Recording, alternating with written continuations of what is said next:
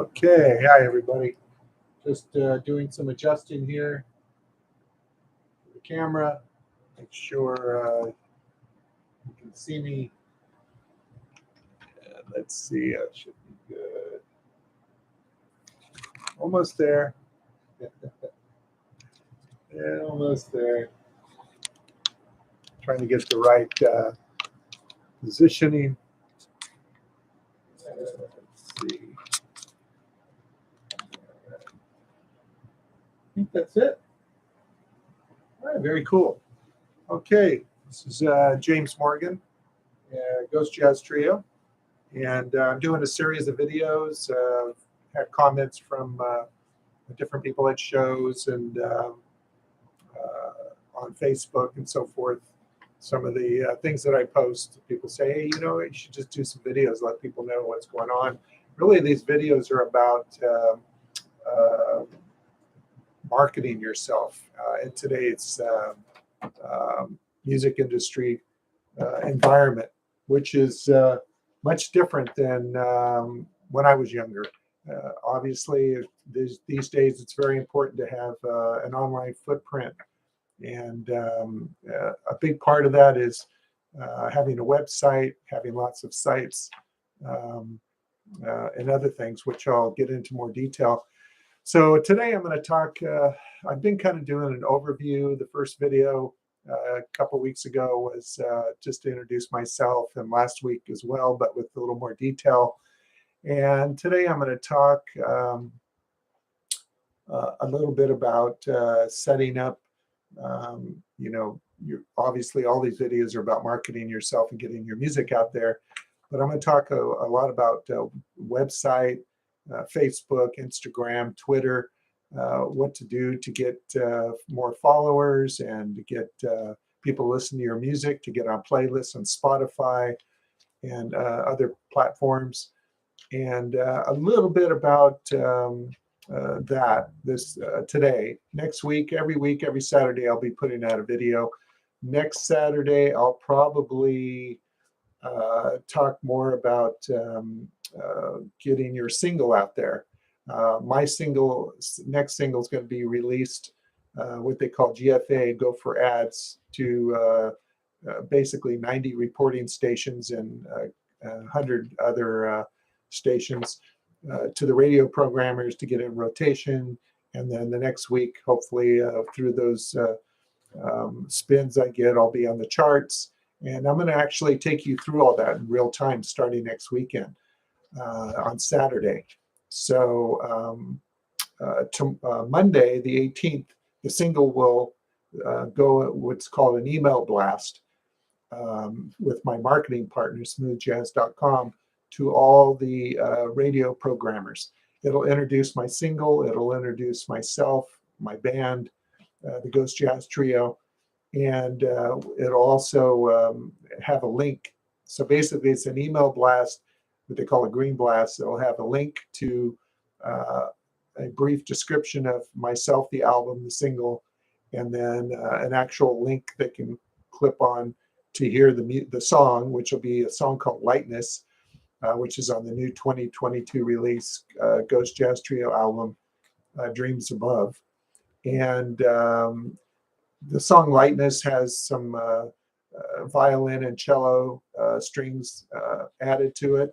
So my concept was trying to combine string symphonic sound with a smooth groove jazz sound, and create that relaxed feeling with some interesting textures.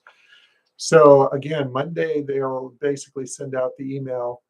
What I do is stations throughout the week will receive that, open up the email, see the song, listen to it, hopefully like it. And then starting next Saturday, I'm going to do a follow-up, which means I'm going to send out an email with a certain format to each radio programmer, asking them to consider my song into rotation.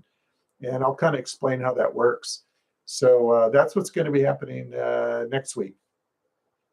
But today I want to talk a little bit about, first of all, if you have some songs and you've recorded, hopefully you have, and remember, recording is you have to keep in mind that depending on your genre, for me, the smooth jazz genre, the sweet spot is about 3 minutes, 30 seconds to 4 minutes, maybe 4 minutes, 15 seconds for a song.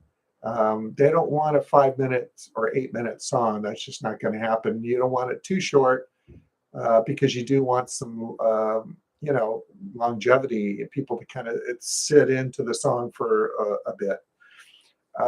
My particular genre, groove, having a very smooth groove is important because you want to grab the listener right away and set them into that groove, into that space where they're just sitting and already grooving to the music. If you have too much going on at the beginning, say the first 30 seconds or even 45 seconds, which is almost a minute, okay, well, you only have another 2.5, 3 minutes left to set the groove. So maybe 2 minutes and then you're out. So with my particular genre, smooth jazz, contemporary jazz, want to set the groove right at the top. Just you're grooving, and people can listen to that. If you have too much stuff going on, it can be distracting. They're going to say, you know what, I want something that's grooving, and they're going to put something else on. So that's where that lies. So in order to make the songs appeal to my particular radio programmers and genre, the sweet spot, again, 3 minutes, 30 seconds.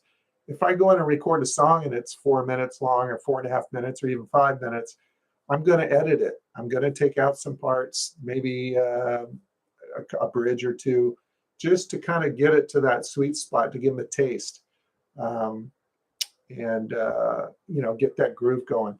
So that's basically what I do when I record. So when you're recording, in the old days, you wanted maybe 16 songs, 13 songs. Even now, some of these smooth jazz artists, they're pressured by their label to do 13 to 16 songs.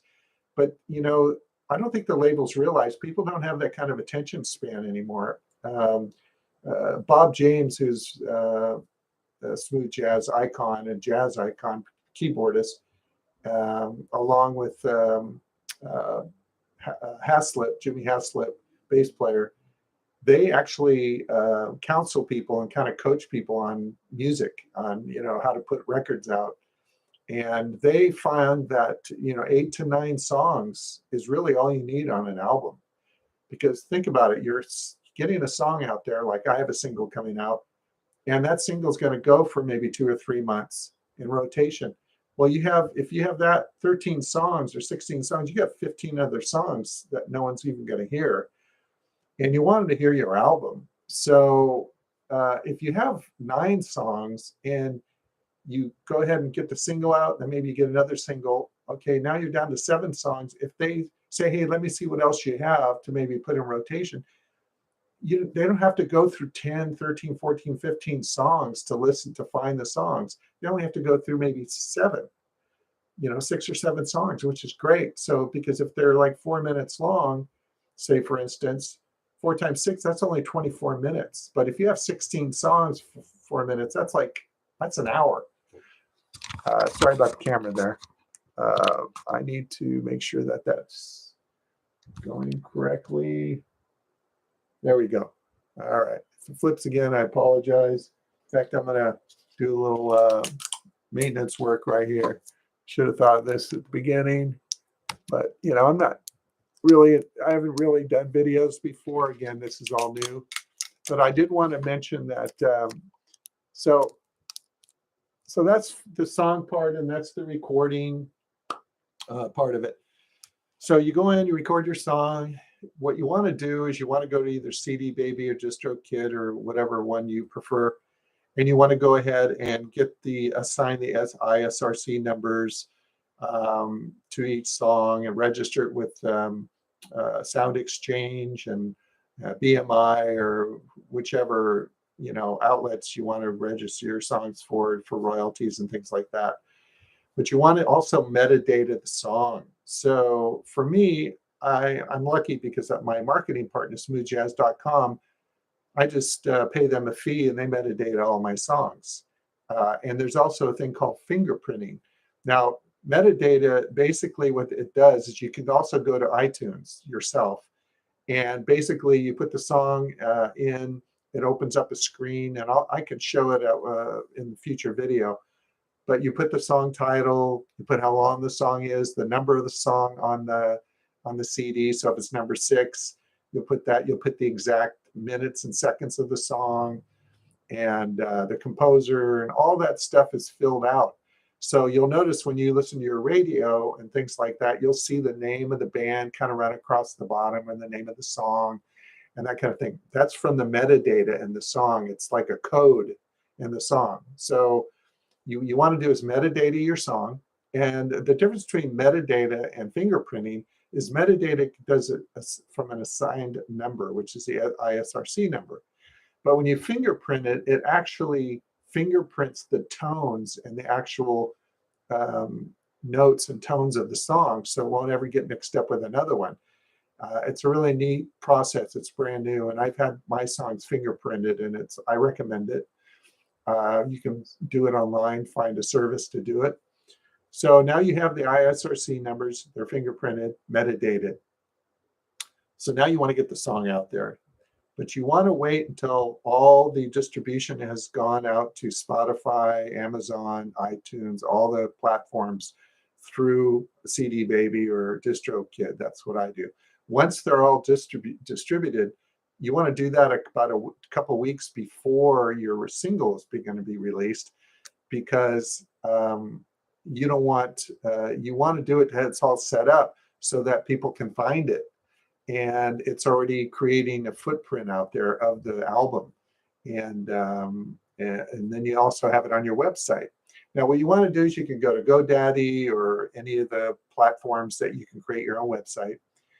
And when you're creating your website, you want to make it very simple. You want to have your introduction page. You want to have some videos of your performances. You want to have a music song page where they can listen to your music. You want to have a store where they can buy your music and other merchandise, and maybe a brief description of the band. If it's a website designed to get work, you want to have some contact information that they can contact you to book for a corporate event or a venue, a festival, things like that. So once you get your website set up, now you have your website, you have your metadata songs distributed on Spotify and all the platforms. And then also what you want to do is you want to get your social media. So you want to get an Instagram page. You want to get an artist Instagram page. And what I do is I put the name of the band. I don't put my name. I put the name of the band, Ghost Jazz Trio, for Twitter and Instagram. And you want to get that Instagram on there because in the Twitter setup and Facebook, so you can put those links on your website. So now you have a website, you have 3 other sites that they can get to, plus your email if they want to contact you, phone number, and you have your accolades on there and your schedule, touring schedule or performance schedule. So now you're already on 4 sites, but more than that, you're on maybe 20 sites because you're now on all the platforms that CD Baby or DistroKid have you on. So you have all that going for you right now. But now you have to take that and parlay it into listeners and developing a fan base. For the jazz instrumental, genre, it's really about getting radio programmers to get your music out there and get it heard. So then people will go and start following you because they heard your song, and maybe they want to hear some other songs, so they want to go to your website. So they're going to look you up. So so now you've created the website, Twitter, Instagram, Facebook. Okay, and then you have your songs, which are metadated. So now you want to find a way to get those songs out there. And how you want to do it, you want to get it on terrestrial radio stations or YouTube music, all that kind of stuff. Bloggers or YouTube. For me, there's YouTube smooth jazz channels where they play smooth jazz on YouTube for 2 or 3 hours. So you can contact them, say, hey, can you get my album on there? So the way I chose it was to contact Smooth Jazz Global Radio which is a great radio station worldwide. They have a great platform, well designed. They're involved with all the musicians on different levels, marketing, and they're involved with festivals and concerts and the whole gamut. So I chose them because I know that's a good avenue for me to get my music out there. And my first album in 2020, I learned how to do it. By the second album, I knew how to do it for the first time. Now I'm establishing contact with the radio programmers because I contacted them for the first album. Then I come out with a second album, and they each get the email blast for each album. And Ghost Jazz Trio is back, new album. Here's the single. They go and listen to it, more plays. Now I'm on my third album. So they kind of know I'm going on year 3 who I am. I email them every week. So they get, 50 emails a year from me, maybe more, asking them to add me to their playlist or rotation. So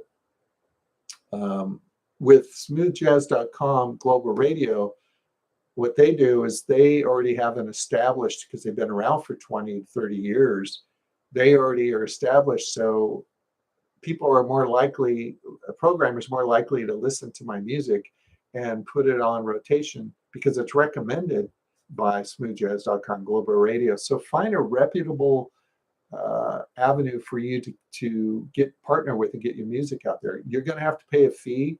You're going to have to pay whatever it is you're doing. You're paying for a rehearsal space, paying for your instrument, your strings, or whatever, accessories to your instrument. You're paying for gas to get to shows. You're paying. So you're always paying to market yourself. You have to do that. It's not going to be handed to you. You have to invest in yourself like a business. And I've done that. And I do invest as much as I can within my budget to get my music out there. All right, so I have my single, and you want to make sure that you get all the copyright stuff done if you want to protect all that. But again, find a partner that you can get your song through, and whatever their fee is, get the single out there for a few months. They'll market it, and then you do your follow-up.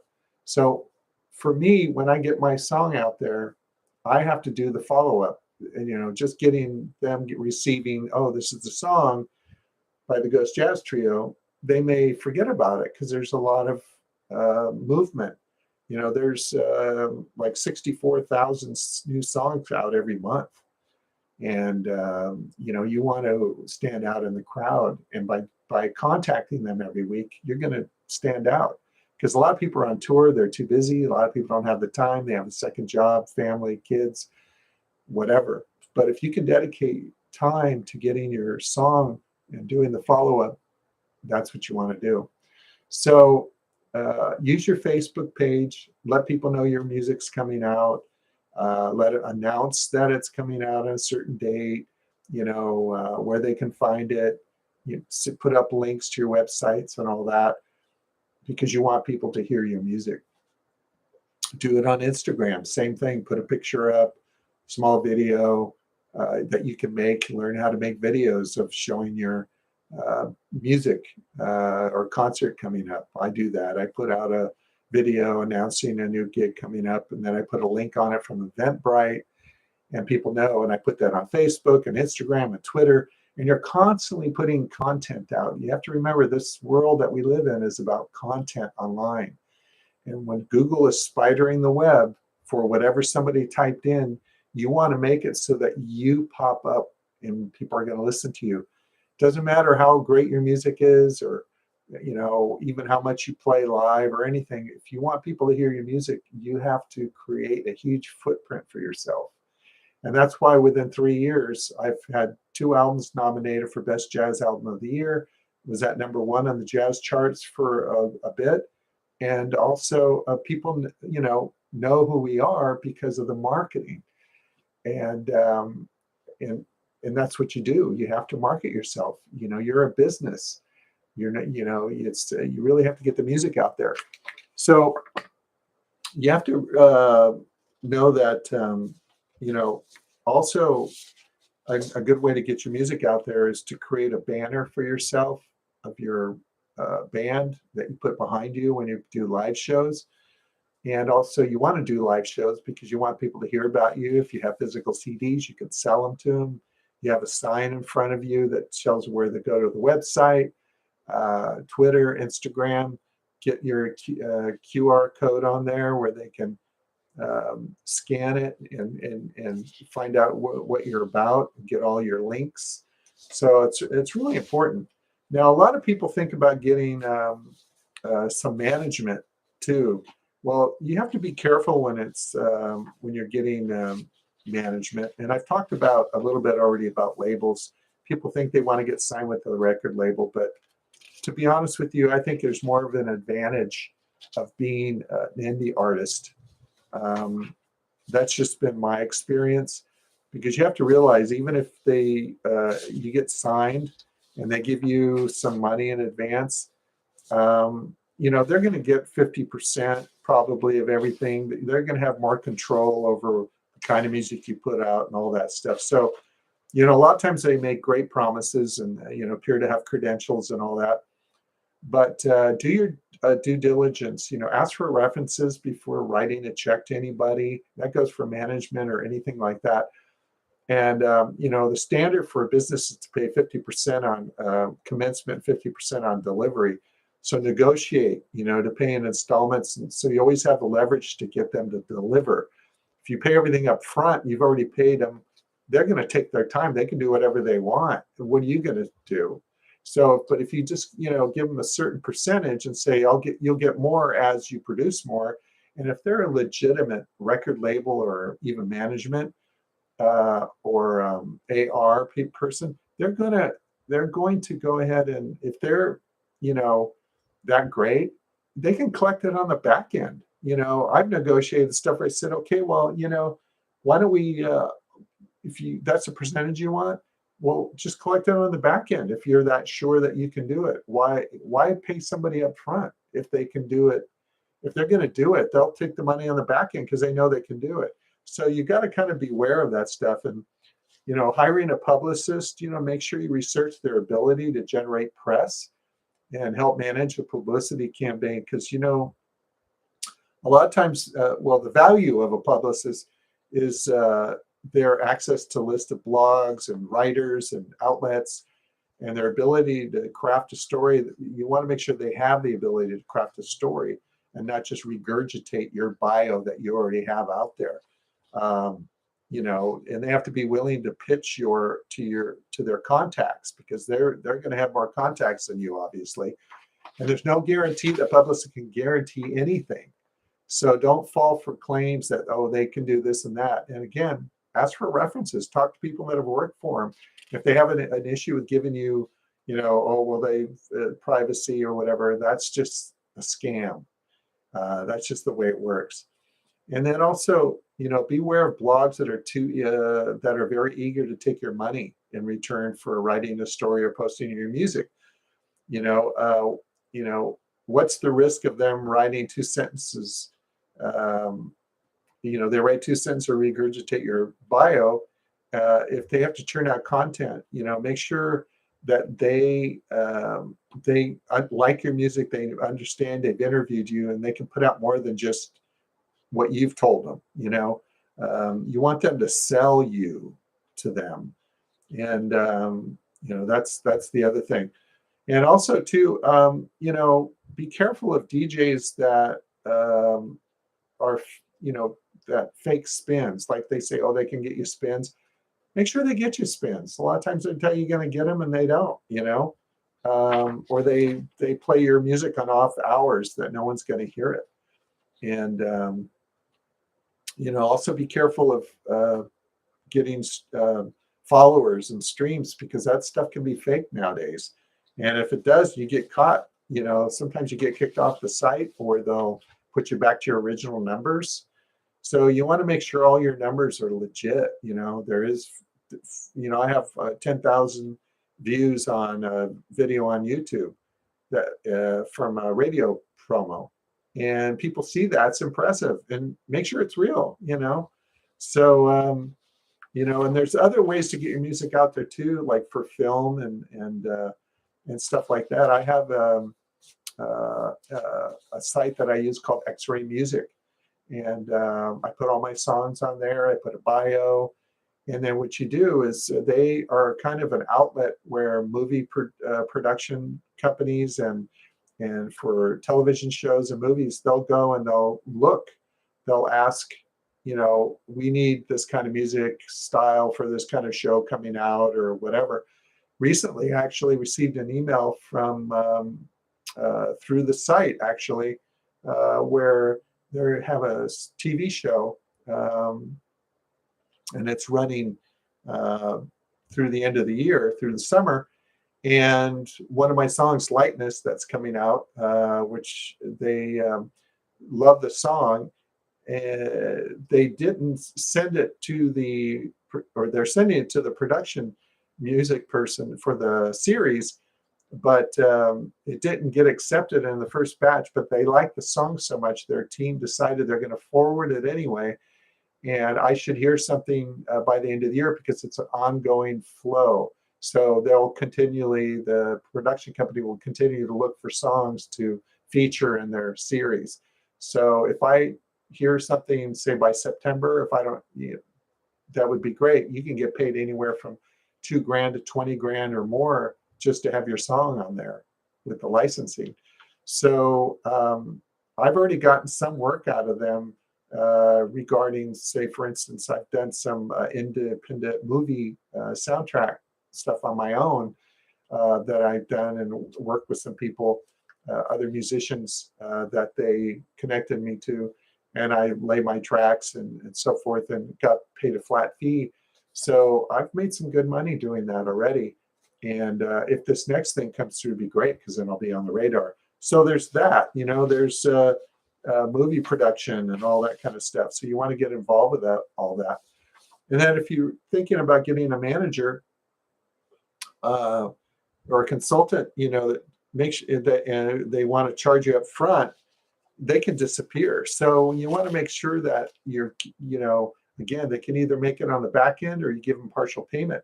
The standard practice for managers to charge a commission is 15 to 20% of gross earnings in exchange for their services. So if they book a bunch of shows for you, they're going to get 15 or 20%. So if they say they're going to take 15 or 20%, say, well, okay, we'll book the shows and I'll give you 25%. That way they have more incentive to just go ahead and do it rather than take money up front or even 30%. You just want to get your foot in the door. So, don't be too, focused on making sure you're negotiating the money, because remember, you need them more than they really need you at this point. So you want to make sure they don't get their hands in your pocket twice, if you get my meaning. So, it doesn't mean a manager can't own a label too. There's a lot of managers that have labels, small labels, and you can do a contract with them. Make sure you go over all the terms and all that stuff, and copyright interests and the cash flow. And, you don't want to give them a piece of copyrights or anything like that. You just want their services. So I know a lot of artists, they just want to get their music out there, and the guy's impressive. He's got a great office, got great, musicians he's, worked for and things like that. Negotiate your own deal. If you have a product you believe in, or hold out and wait till someone who does. There's no rush.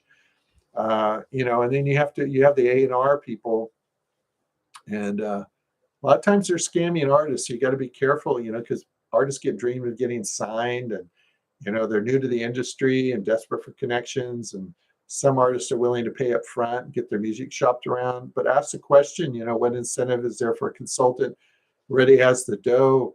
Instead of paying in advance, have somebody shop your music, negotiate the finder's fee, like you'll pay them for each individual thing that they do or whatever. So, you really have to kind of treat yourself like you're a business and you know what you're doing.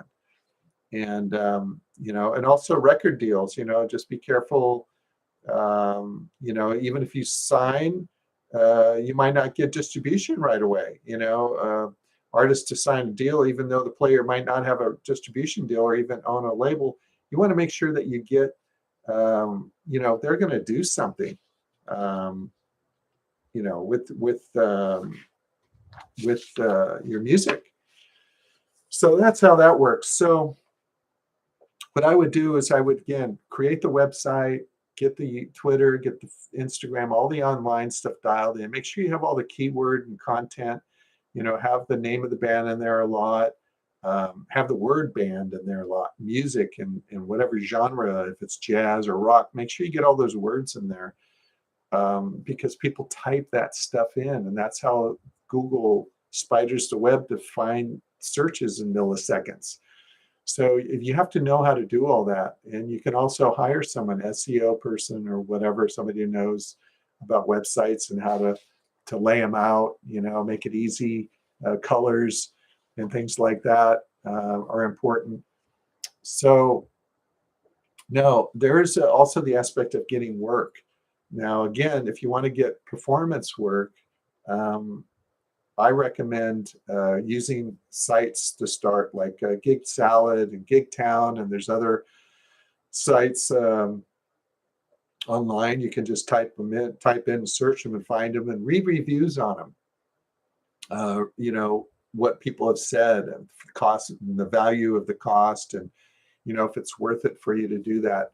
For me, I'm well established already on Gig Salad. You can go to Gig Salad and type in jazz band, and we show up as a featured artist with 20 plus reviews, 5-star reviews, and you have your music on there and your videos. And I cater to basically corporate mostly. If I get a wedding here and there, that's great, but it's mostly corporate because they have a lot of holiday parties, they have a lot of corporate parties and anniversary parties and all these kinds of things. And also companies that are opening up, they may want a band to play. So use those sites, and also that adds to your footprint online. And all these things combined just create a presence. Try to get a lot of videos on YouTube. Make sure your titles have your name on there, and the description too. Have the descriptions with keywords in it, because all that is important. And have a nice. You want to brand yourself when you're putting out videos on YouTube. You want to make sure you have the same picture over and over and over and over on there, because it's a brand. When you see that all the other videos on the right that you could go and click on while you're watching one video, if they see 10 pictures of the same thing, like you do with Ghost Jazz Trio on certain things, they're going to click on that because it looks like a brand. So you want to brand yourself. Get that sameness. Like when you see musicians from the old days, they kind of wear the same clothes. Like there's some musicians like Al Di Meola. Back in the 70s, he wore a white shirt with a black vest and sunglasses and boots and jeans. And when he does an American tour, a lot of times he'll wear that because it kind of brings people back to that time, because it was his brand. And or Stevie Tyler, he would wear a scarf around the neck. So there's all these things that brand you, and you want to make that. You want to create a brand for yourself. There's no shame in that. You're marketing yourself. It's going to make you stand out against some other musicians. It's not a competition, but you want to create an income stream for yourself. So use those sites to get corporate shows. I don't put, a lot of times they'll say what you charge, 300 or 600 or 1200 or whatever range. I just put contact for free quote. I don't want someone to look at it and go, oh, they're too expensive, or that they're not expensive enough, they must not be that good, that kind of thing. So, how you do all that's important. So get those sites, start getting performance work, go on Facebook, see where other bands are playing in your town on Facebook, join a lot of the music sites, and then see where they're playing. And if you see where they're playing, you can go to Facebook, message those venues, and introduce yourself, put some links to your music. You want to add, some venues to your performances to your calendar. You're letting them know, and you would love to play there if they think your particular genre would be a good fit. For me, I say if you think a cool jazz trio would be a good fit, please contact me, and negotiate a rate, or maybe they have a flat rate they pay, but you're just now starting, so you're not really concerned. You just want to get your music out there. So there's just all that you can start doing, and you can do that today. Just start contacting people and saying you want to play, and it's usually 2 or 3 hours. And a lot of these places, venues like restaurants and bars, I don't play those much because they don't pay anything. They pay maybe 125. Some of these musicians I hear in San Diego are getting for 3 hours. I mean, they should be getting that per musician per hour, as far as I'm concerned, but at least getting minimum wage. And that's not even minimum wage. Waiters are making more than that. And I understand, like in restaurants and bars, the waiters and bartenders and people are they're paid a wage, and they're generating money through sales for the owner. But the owner also has to realize, the talent buyer has to realize, if the music's good, people are going to stay and drink more and eat more. So you're also adding value. It's not just, they're not just doing you a favor, they're hiring you to add value to their place, to keep their people there longer, to eat more and spend more money. So, place a value on yourself, what you do when you're negotiating a price. I just can't see having 4 members in a band go and play at a restaurant for 3 hours, and for $125 or $200 or even 300, and they have to divvy up and hopefully get some tips and divvy up $300 between 4 people. After they paid gas, they drove there, they set it up, they're playing for 3 hours and then breaking away, and they've made money for the place. So I just think it's not fair that they're not making that much. So really get what you're worth, put a worth on your what you're worth and get it out there. So again, right now this week, I just again want to talk about building your website, getting all your links on there, getting content online. So spend your time doing that to start. Yeah, write your songs, rehearse with your band, play your music. You have a recorded music, and you want to get it out there. But create a base for yourself. I can't tell you how many times I've hired a bass player or a drummer or musician, and I'll put an ad out and I'll say, yeah, I need a sub bass player or whatever, drummer. And I say, send me links to your music. And I'm telling you, 9 times out of 10, they have no YouTube channel. They have no Facebook page, music one. And if they have a personal one, it's old. They haven't had anything on there for 8 years. They have the music videos they may have are from when they played back in 2014 in some rock band. People they just play, and they think they're just going to play music. When I put an ad out, I'm looking for somebody who's a professional musician, who I can go to his website. He's got links to all of his music, a bio of where he's played. I can go to YouTube, put their name in, a bunch of videos pop up, or their band, and I can listen to their music, see how they play. That's recent. They have an Instagram account, Twitter account, Facebook.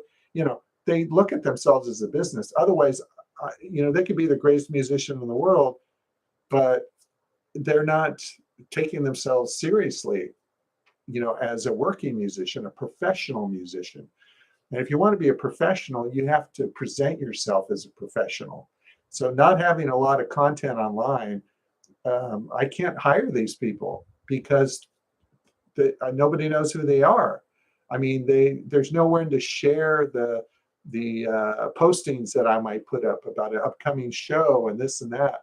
So establish yourself as a working professional musician artist. That's the first thing to do. Then when you decide to shop your music, which I'm going to talk about next week, and I'm actually going to be doing it next week and showing you how my single's coming out, how to contact them and how to follow up. You've already established yourself. You've played in all the little clubs around town. So you develop a little fan base. People know who you are.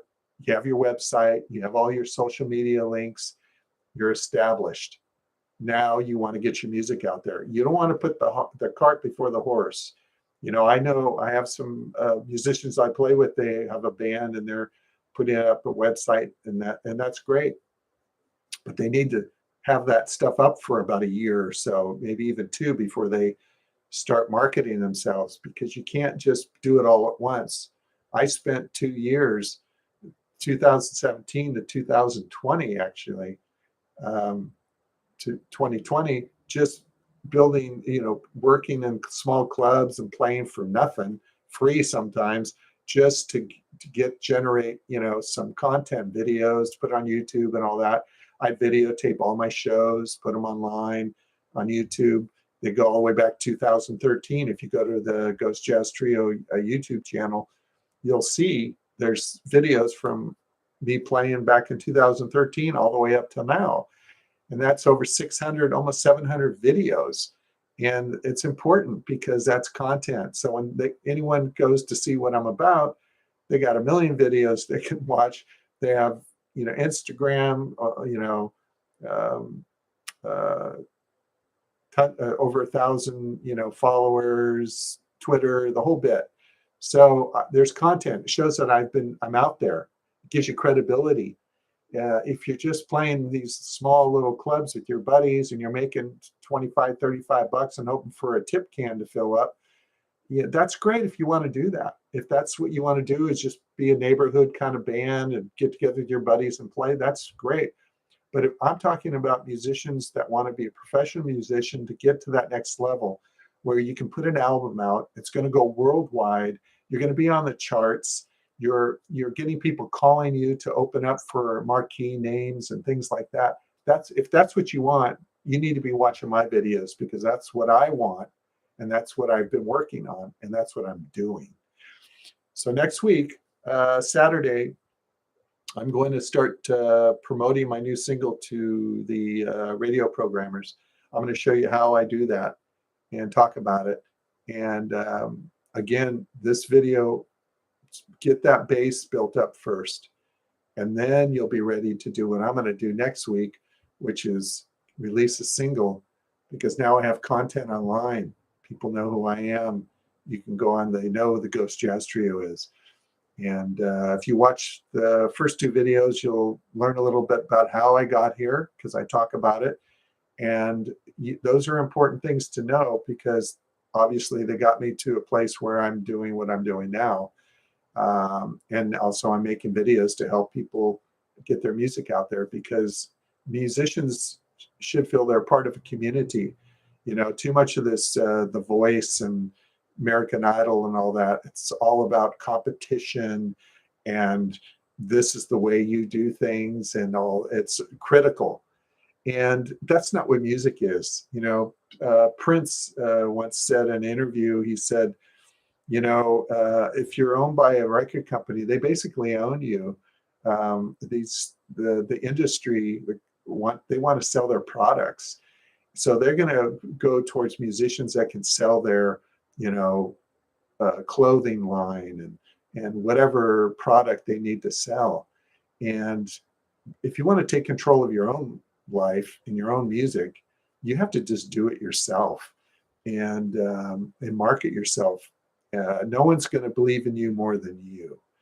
So get that online footprint first before you do anything. Even before you decide you're going to go and play with another band or whatever, you can walk in off the street, but it's nice if they can go online and see that you're a professional. You've played with all these people. You've played at all these great venues. Check out the Ghost Jazz Trio website at theghostjazztrioband.com. You can read about see how you lay out a good website. Learn more about the Ghost Jazz Trio. You can go to the Instagram, Ghost Jazz Trio, Twitter, Facebook, and YouTube, obviously, watch videos, music videos and things like that. So explore the footprint that I have. You can type in Ghost Jazz Trio on Google, and you'll see the first page just fills up. And that's what you want. You want content. You live in a different reality than shopping tapes around, 20 or 30 years ago. It's all about digital footprint. So again, do that this week. Next week, my single is released on the 25th. So I'm going to start sending out contact information, contacting radio programmers next week.